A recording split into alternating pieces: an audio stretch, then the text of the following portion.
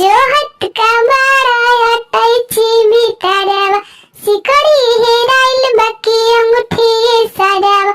जो हट का बारा अटैची बितारवा काहे तहरा आंगन में लटक गइल लोला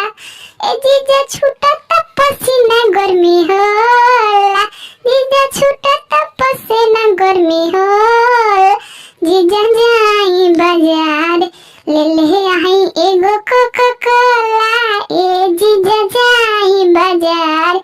ले आई एगो कोका कोला ए जीजा जाई बाजार ले आई एगो कोका कोला ए जीजा जाई बाजार फ्रिज हेराइल बाकी कूलर ए सारा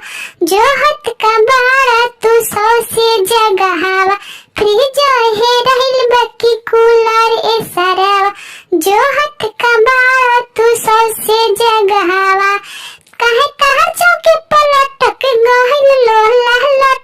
गइल लोला ए जीजा छूटत पसीना गर्मी होला जीजा जाई बाजार ले आई एगो कोका कोला ए जीजा जाई बाजार ले आई एगो कोका कोला ए जीजा जाई बाजार।